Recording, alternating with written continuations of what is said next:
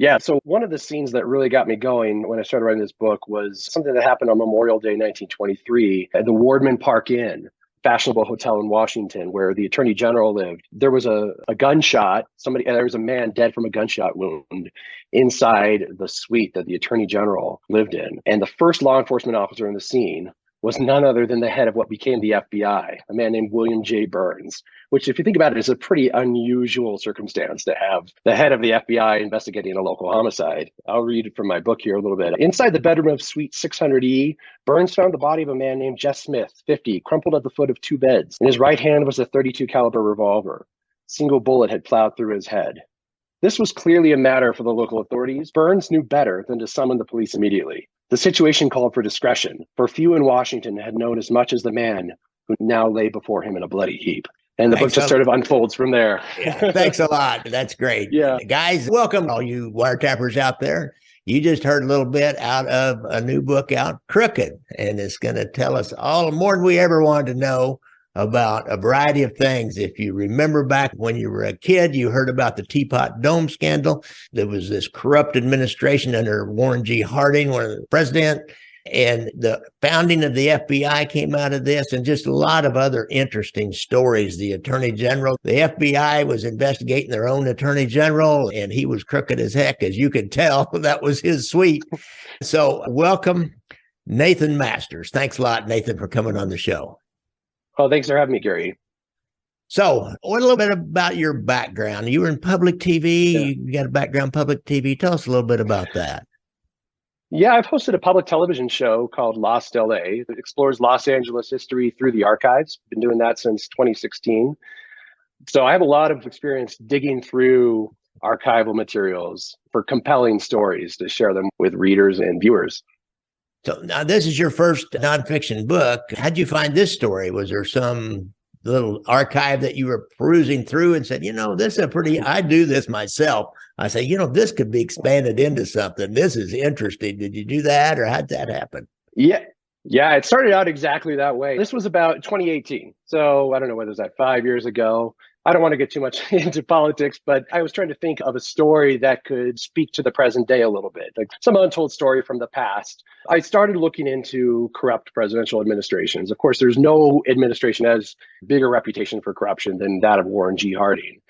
I started looking into Harding a little bit, and I realized there wasn't a lot there. There's no real evidence that he personally was culpable in any of the corruption that went on under his regime. Of course, he was you could hold him responsible for letting it happen, right? The buck stopped there, right? But I came across the story of a young freshman senator from Montana who started investigating the Attorney General, who happened to be Warren G. Harding's political mentor. He was the kingmaker of politics in Ohio. Basically, he served as Warren Harding's campaign manager, got him the presidency, and then as his reward, took the office of Attorney General. This is a man named Harry Doherty. So the senator started investigating. Doherty discovered that the Department of Justice was being used as a political weapon to silence Doherty's and Harding's political enemies. Was also maybe getting close to figuring out that Doherty was using it to enrich himself. This is the 1920s, the Roaring 20s, the Prohibition. The entire nation was rife with graft. And the Attorney General realized there was an opportunity there. But just as that senator was getting a little too close to the truth, he found himself indicted on trumped up charges. And when I came across that, I thought there's a good story there. Yeah, really. I mean, this sounds like Richard Nixon and John Mitchell. John Mitchell was his campaign manager and then got rewarded as being the Attorney General, and then really put a rubber stamp on all those activities of wiretapping and going after political enemies. A lot like that, too. I tell you what, folks, Everything old is new again. Clear up to the present day. Whatever you can accuse Biden of doing bad stuff with the Attorney General's office, weaponizing it, that's a new word. You can accuse Trump of doing that. I mean, you can accuse about every president of weaponizing the Attorney General's office to greater or lesser extent, but it's topical today. There's no doubt about it. You make a really good point. There's nothing unusual about a president installing a political crony as Attorney General. I mean, Bobby Kennedy, right? the brother of the president. Nothing unusual. And what was unusual is that Doherty used the office to enrich himself, right? All of these attorney generals who got in trouble, they used it to protect the president. Mm-hmm. They crossed the line legally to do that. Doherty was using it for his own benefit. So is this how the Bureau investigation got started? How did that come about? Folks, this is the precursor of the FBI. And reading the book and my own knowledge, I know that the Secret Service was really the only federal policing kind of a function that there ever had been out of the Civil War. They started working counterfeiters, and there was organizations that did counterfeiting, and the Secret Service were the early people that went after the old black handers at the turn of the century. They were the only federal law enforcement there was like that. So how did then the Bureau develop out of this? Yeah, that was the case until 1909, the end of Theodore Roosevelt's presidency. The Secret Service was being pulled in too many directions. There were more federal statutes on the books that needed to be enforced, more federal crimes that needed to be investigated. And as you know, Theodore Roosevelt was a great reformer, crusader against corruption, antitrust violations. So he and his attorney general, who was actually a relative of Napoleon Bonaparte's, Charles Bonaparte, created what became the Bureau of Investigation and then later the Federal Bureau of Investigation. It was around the 1920s, it was growing in size. It had grown in response to, first of all, World War I, chasing down anti-war dissenters, and then in the Red Scare that followed World War I, when J. Edgar Hoover, who was then John Edgar Hoover, orchestrated a series of raids against political radicals and led to hundreds of deportations. I was reading in your book, when they first were started, Hoover was like the man known to had all the secret files, and the guy named William J. Burns was the detective. He was a real famous detective, had the Burns Detective Agency, and then brought back in. How did that all work?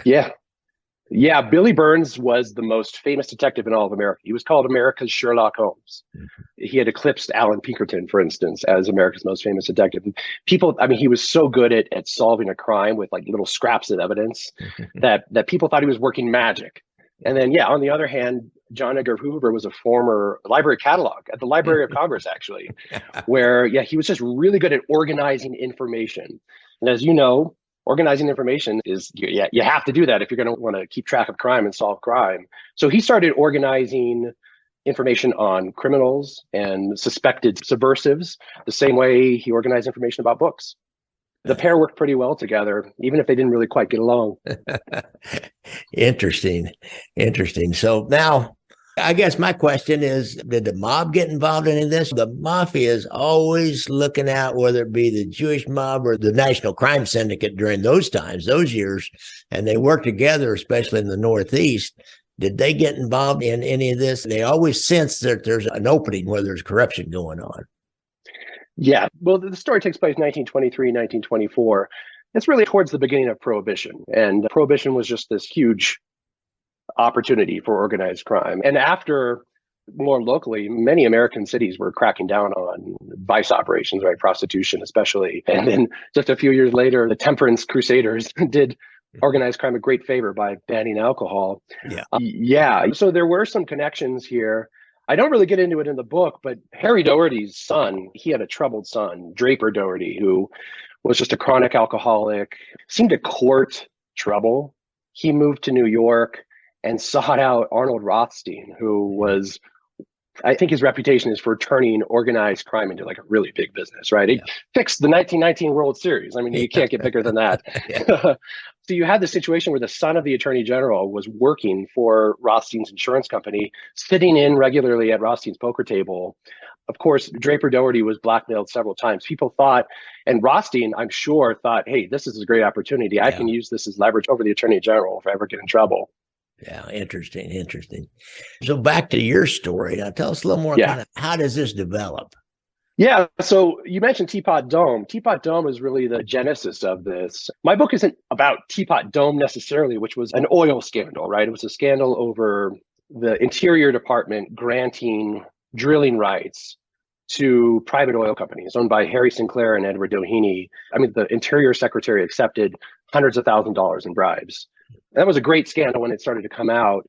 Where my story comes in, this young senator, Burton Wheeler from Montana, noticed that, I mean, he wasn't the only one, but he noticed that Harry Doherty, as Attorney General, wasn't doing anything in response to these bombshell allegations. I mean, you had a Senate committee uncovering staggering evidence of crime at the highest levels of the federal government, and the Attorney General wasn't getting involved. The Bureau of Investigation didn't even open a case file. So Wheeler thought, well, maybe there's something there. Maybe the attorney general is involved. Maybe he's complicit. And if not, we got to investigate to figure out why he's not doing anything. So Wheeler figured there's got to be something going on here. If the attorney general isn't personally complicit, there's got to be some reason why he's not getting involved. So he convinced the Senate to convene a committee that would investigate the Department of Justice and the attorney general personally. And Wheeler called a bunch of colorful witnesses. He called bootleggers. He called everybody that Doherty had associated with. And it turned out Doherty didn't associate with preachers. It wasn't a clean bunch.